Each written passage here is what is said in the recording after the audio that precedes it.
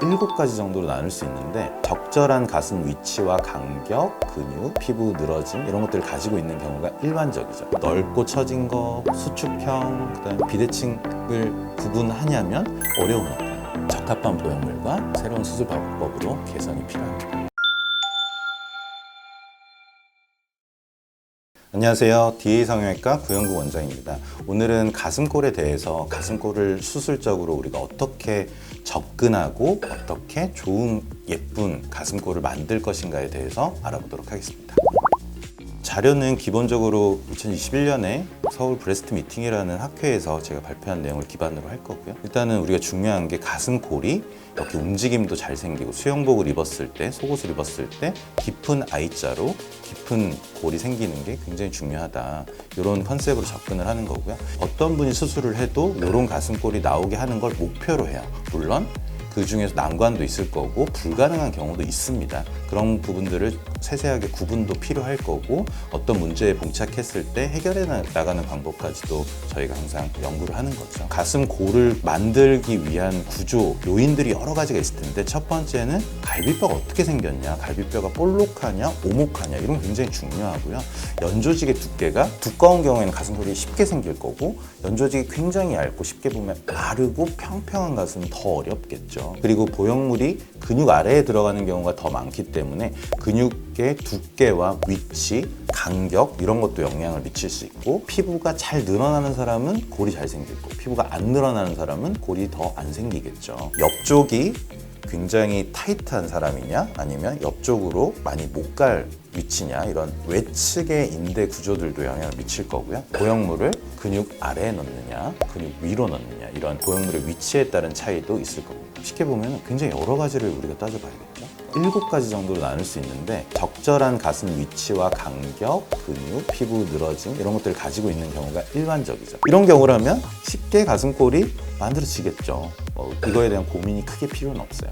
연조직은 좋고 잘 늘어나고 여성스러운 가슴을 가지고 있지만 간격 자체가 넓은 거, 그 다음에 간격도 넓고 굉장히 마른 거. 반대로 좁은 경우도 너무 좁아도 이제 가슴이 붙을 수도 있기 때문에 주의가 필요한 거고요. 갈비뼈의 이상이나 가슴골 자체 근육이 붙어있는 위치의 이상으로 비대칭이 있는 경우도 있을 거고요. 굉장히 넓으면서 수축형 가슴까지 가지고 있는 특별한 경우도 있습니다. 또 넓으면서 처진 경우도 있어요.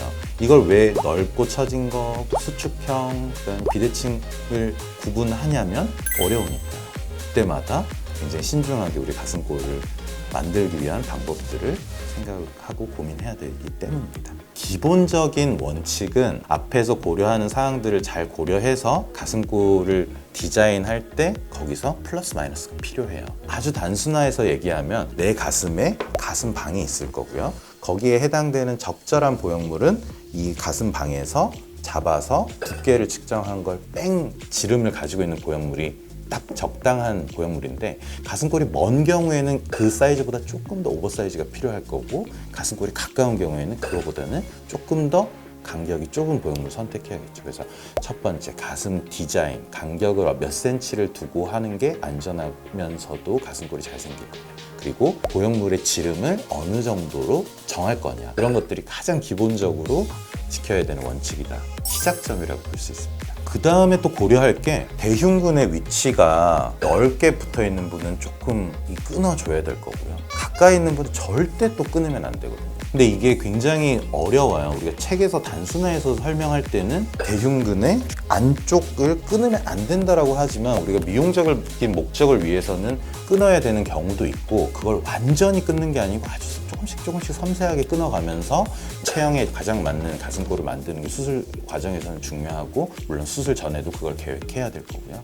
또 반대로 옆쪽을 또 얼마나 틀 거냐 이거 중요하죠. 옆이 너무 트이면 가슴이 바깥쪽으로 조금 더 갈 가능성이 많기 때문에 가슴골이 좀 더 불리해질 수 있어요. 그래서 가슴골이 먼 경우에 옆을 너무 많이 트면 고속도로처럼 밖에 벌어질 수 있고 또 반대로 이쪽을 너무 안 트면 곡선의 느낌이 안 나기 때문에 가슴이 좀 어색할 수 있고 가슴이 안쪽으로 너무 몰려도 유두가 바깥쪽으로 할 수 있으니까요. 결론은 생각해야 되는 게 많다 이런 거죠. 가장 기본이 되는 특별함이 없고 정상적인 체형에서는 우리가 가슴 간격을 저는 2.5cm 정도 간격을 띄우고 디자인을 하는 편이고요.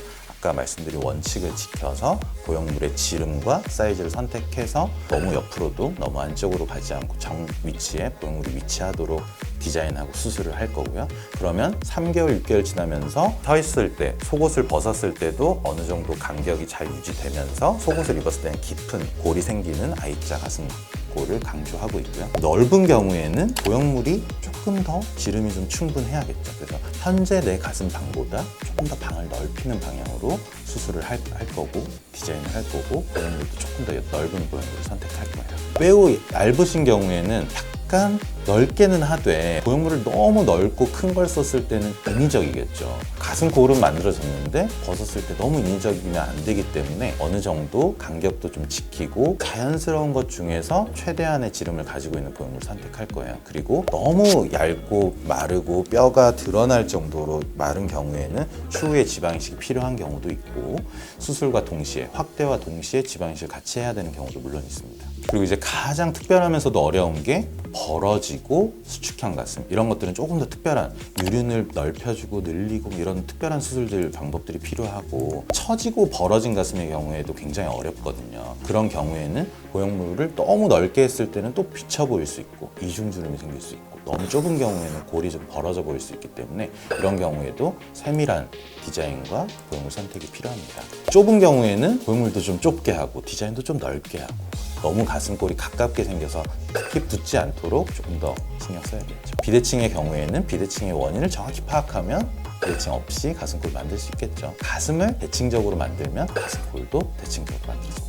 움직임이 없는 경우는 크게 보면 구형구축이 있는 경우에는 구형구축 때문에 그렇구나라고 알 수 있지만 정도가 심하지 않고 한 2단계 정도 재수술을 할 정도는 아닌데 움직임이 좀 적고 그것 때문에 가슴골이 잘 안 생긴다 이런 경우에는 분명히 구형구축이 원인인 경우도 많아요. 그리고 보형물이 너무 위에 있으면 근육에 영향을 많이 받기 때문에 안쪽으로 움직임이 좀 적을 수도 있고요. 보형물의 타입도 연관이 있는데 예전에 사용했던 물방울 보형물이나 아주 거칠거칠한 마크로 텍스처, 마이크로 텍스처가 아닌 마크로 텍스처 보형물들은 가슴과 딱 붙어있기 때문에 움직임이 좀 덜 하거든요. 그래서 보형물의 타입도 바꾸고 구형구축이 있다면 구형구축을 없애고 이런 수술들을 통해서 움직임을 만들어내는 거 굉장히 중요합니다. 이건 좀 어렵죠. 가슴이 수술을 했는데 붙었어요. 이거 생겨요. 아무리 수술을 신중히 하고 우리가 꼼꼼히 하더라도 분명히 가슴골이 좁히려고 하다 보니까 너무 좀 오버되게 좁아지면서 가슴이 붙으면서 그런 경우가 있는데 이것도 원인이 보형물 선택이 잘못되거나 수술이 잘못된 경우도 있겠지만 구형구축이 살짝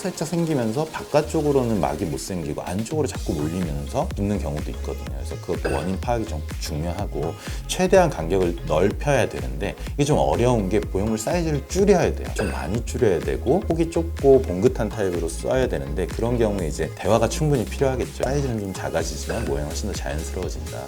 이런 충분한 대화를 통해서 적합한 보형물과 새로운 수술 방법으로 개선이 필요합니다. 오늘은 가슴골에 대해서 알아봤습니다. 영상이 도움이 되셨으면 좋겠고요. 구독, 좋아요, 알림 설정 부탁드리겠습니다. 감사합니다.